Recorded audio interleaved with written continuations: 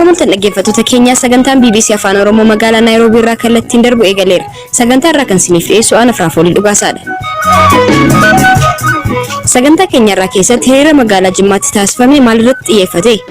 Eenyu nu haa ta'u jawaariin qofami eenyu nu haa ta'u garaagarummaa yaadaa warra uuman kana hunda isaaniiyyuu ni balaaleffannaadha. Waldhabdee bulchiinsa magaalaa Jimmaa fi paartii KFO jawaatu fuuraa kaasee agaariin turre guutummaan guututti akka diinaatti nu adamsutti jiru. Wallu garuudha immoo tuulanna filataa gaggeeffamaa jiru kana. Obbo Taayyee Danda'a qarshii miliyoona 2 saamameera jechuun bakka nuyi bira hin jirretti konkolaataan xiyya banamee miini achi keessa haatamee jira. Kuni hanna jennee beekna. Ajandaa biraa immoo akkasumas Sudaan Albashirin ICCf dabarsitee kennuu fi odeessaalee gaggabaaboos qabanneerra hanga dhumaatti nu waliin tura. Sudaan pirezidaantii ishee duraanii Omar Albashir mana murtii yakkaa idil addunyaa ICC kan magaalaa Heegitti argamutti dabarsitee kennuuf akka ta'e manni maree waraanaa biyyattii himeera. Omar Albashir yakka duguggaa sanyii, yakka waraanaa fi mirgoota namoomaa sarbuun himatamanii ture. Zalaalam Taaddasaa. Bulchiinsi pirezidaantii duraanii Sudaan Omar akka ta'e himamam. Yeroo aangootti dhufu Sudaan kaabaa fi kibbaa gidduu waraanni walii waliin waggoota 21f gaggeeffamaa ture.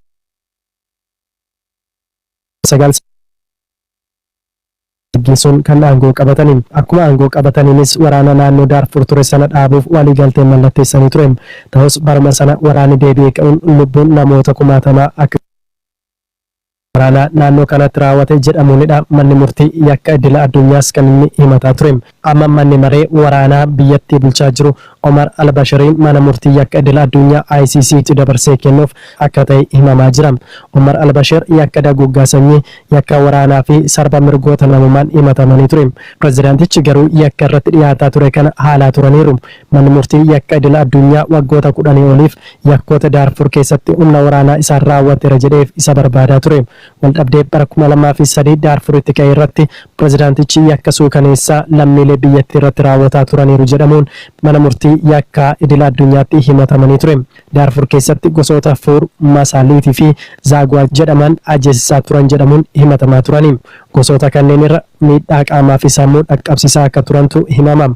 Gamtaan Afrikaa kanaan dura mana murtii kanatti dabarfamanii akka hin kennamne ibsaa tureera. Omar Albashir warraaqsaa fi fincila uummataa biyyattiitti bara 2019 keessa ka'een aangoo irraa kaafamaniiru. Ji'a muddee darbe keessa immoo yakka maltummaan himatamanii hidhaan waggaa 2 irratti murtaa'eera.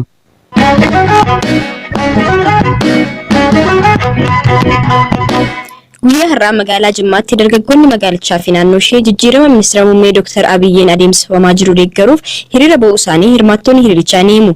Itti gaafatamaa liigii dargaggoo Jimmaa kan ta'e Dimaamuu Nigaatu hiriirri kun deeggarsa dabalatee haasaa namoota siyaasaa tokko tokkoon taasifamu balaaleffachuuf akka bahame BBCtti himeera.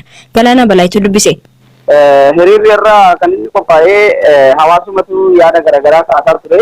Deeggarsa jijjiirama kana itti fufsiisuu qabnaa garaagarummaa yaadaatii fi Oromoon kutaadhaan qoqqoodamee arrabsamuu qabsaa'ota Oromoos warri gara hin qoqqoodanii fi maqaa duudhaa fi aadaa Oromoo biratti jechuutti fudhatama hin qabne sadarkaa garaagaraatti waltajjii uumuudhaan hawaasa keenya burjaajii keessa galchan tokko firoomsaa tokko alagoomsan kana ofirraa faccifachuu qabna. Yaadota akkasiin mormina jijjiirama kana waliin teessisuu qabna waan jedhu irratti giddu galeessa godhateetti hawaasni bahee kan yaada taasisaa.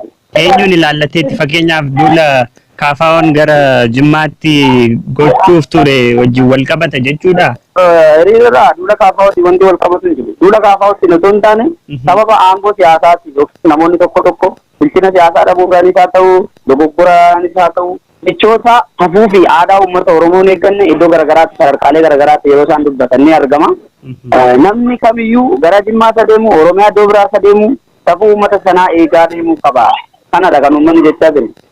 Amma yaadni naan jettu kun yaada Obbo Jawaar Mohaammed waltajjii tokko irratti dubbatee ture wajjin waan wal qabatu natti fakkaata. Jawaaris marsaalee garaagaraa jechoota duudhaa Oromootiin baalaansii Oromoon hammataadha. Oromoon kutaa waliin qoqqoodu. Otoo jennuu namoota tokko tokko kaleessa deeggarii har'ammoon deeggariin sababa garaagaraatiin sababa aangoo siyaasaa barbaachisuutiin hawaasa mandaraan waamuudhaan ebeluun asirraa dhufe waan ta'eef ebeluun akkasii jedhanii maqaa waamanii arrabsuun waan safuu Oromoo biratti fudhatama hin qabnee fi miizana kaasuu hin dandeenyedha waan ta'eef kana ni balaaleffannaadha uummanni kan inni jechaa jiru. Eenyu haa ta'u garaagarummaa yaadaa warra uuman kana hunda isaaniiyyuu ni balaaleffannaadha.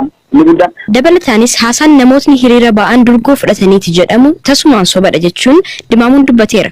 Jiraata magaalaa Jimmaa kan ta'e dargaggoo Ahmad Abbaa Maccaa gaaffiin jiraattota Jimmaa namootni siyaasaa Oromoo quba walitti qabu haa dhiisanii kan jedhudha jedha. Waltajjii argatan hiriirratti jechuudha.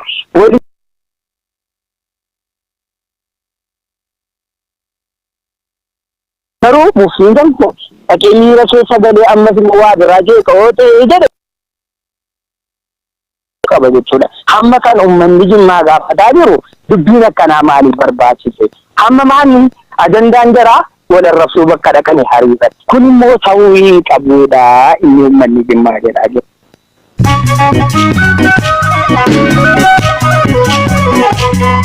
BBC Afaan Oromooti kan hordofaa jirtanii amma immoo oduu gaggabaabaan isinitti hima ani Hirphaa Gammachuu ta'e. Dhukkuba kooroonaa vaayirasii ilaalchisuudhaan eeruuwwan 39 isaan bira ga'uu fi isaan keessaa 14 mallattoon irratti argamee qoratamanii vaayirasicha irraa bilisa ta'uu Inistitiitiin Eegumsa Fayyaa Hawaasaa Itoophiyaa beekse. Sanbata darbe irraa eegalee biyyuma keessaa qorannoo gaggeessaa akka jiru ibseera. Oduu wal fakkaatuun daandiin qilleensaa Itoophiyaa xiyyaarota gara Chaayinaa fi biyyoota kaan vaayirasichaan hubamanitti imalan dhukkubicha irraa bilisa gochuudhaafis keemikaala biifaa akka jiru beekseera. Dhimma laga Abbayyaa irratti hanga yoonaa sanadni biyyoota kana waliigaltee irra geessu akka hin qophoofne Ameerikaatti ambaasaaddarri Itoophiyaa obbo Fitsum Araggaa ibsan. Mareen kunis isa torban lamaan dura taasifame irratti kan itti fufee fi jaarsummaa baankii addunyaa fi Ameerikaan kan taasifamudha. Manni maree bakka bu'oota uummataa Itoophiyaa gaafa kamisaa walgahii ariifachiisaa waame dhimma marii irratti mari'atee raggaasisu keessaas labsiin haasaa jibbinsaa fi excise taxes ni eeramu jedhameera. Soomaaliyaan namoota lama daa'ima umurii ganna 12 gudeedanii fi ajjeesan har'a du'aan adabde. Aishaa Eeliyaas onkololeessa darbe ture Puntland keessatti butamtee gochi akkanaa kan irratti raawwate yeroos dubbichi hawaasa biyyattii dheekkamsiiseera jedhameera. Awwaalchi pirezidaantii duraanii Keeniyaa Daani'eel Arap Moo'ee guyyaa har'aa bakka dhaloota isaaniitti raawwate. Duun isaanii torban darbee kan dhaga'ame yommuu ta'u sagantaa har'aa irrattis pirezidaantiin Itoophiyaa dabalatee kaanis argamaniiru jedhameera. Oduun sa'aatii kanaaf qabadhe isaan kana turan.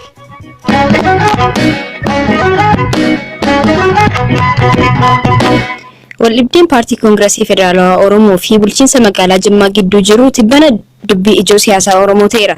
Xalayaawwan qaamolee lamaan wal barreessanis miidiyaalee hawaasummaa irratti qoodamaa turaniiru. Qondaaltota bulchiinsa magaalaa Jimmaa fi KFO kan dubbise Habtaamuu Xibabuun gabaasa qaba.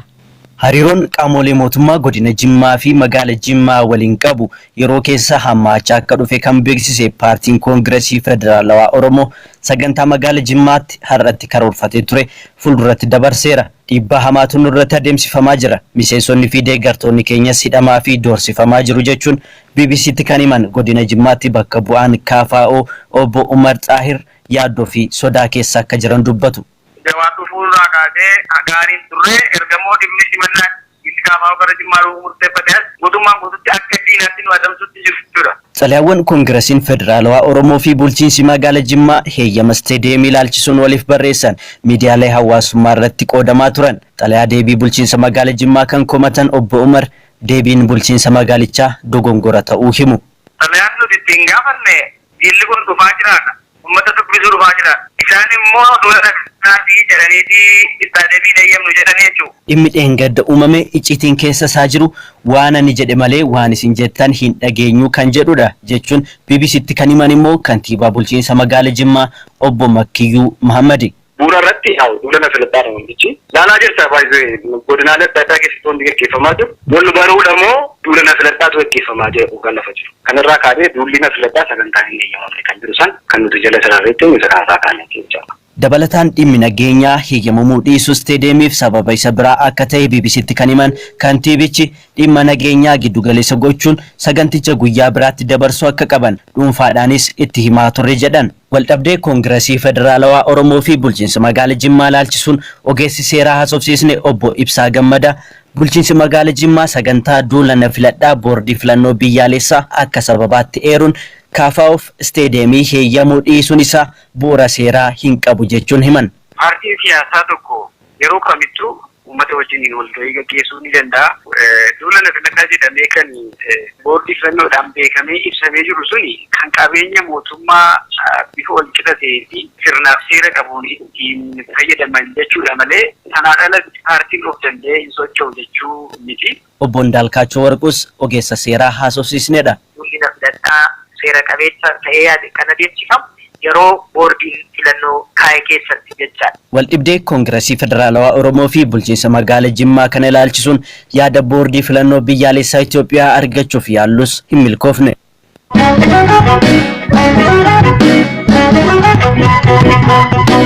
Gabaasa keenyatti umuraan itti gaafatamaan sabquunnamtii waajjira paartii badhaadhinaa Oromiyaa obbo Taayyee Danda'a saamamuu isaanii himaniiru.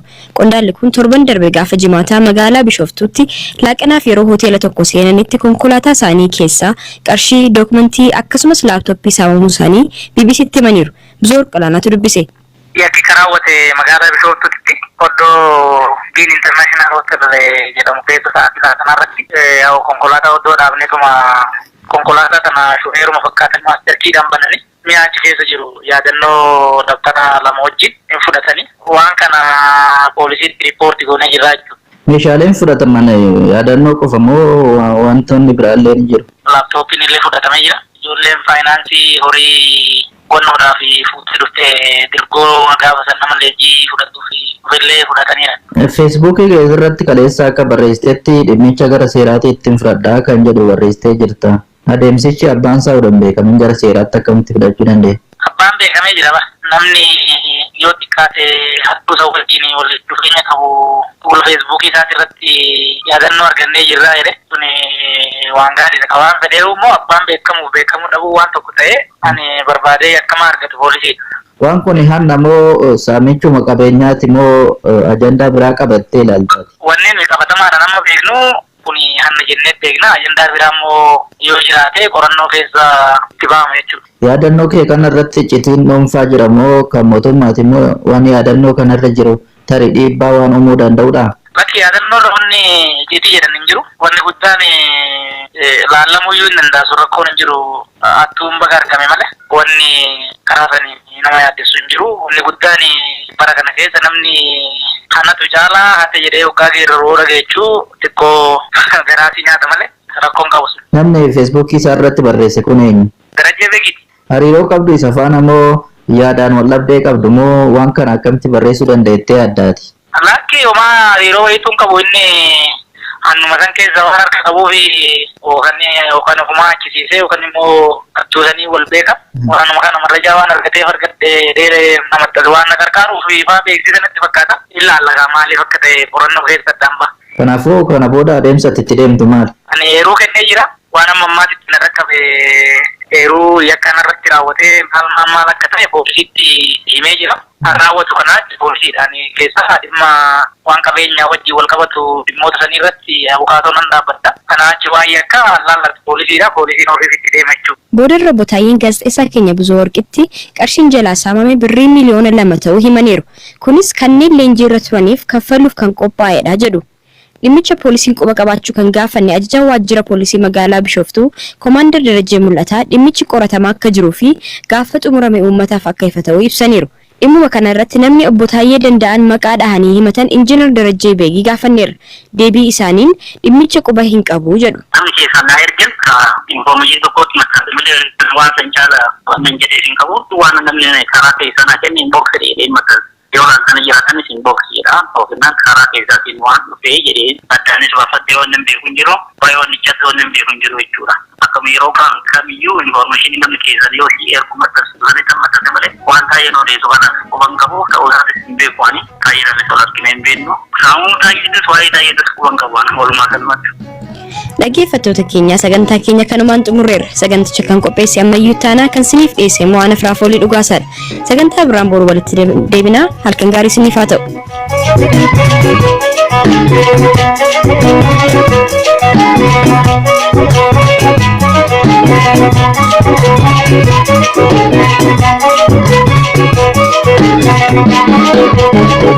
Thank you.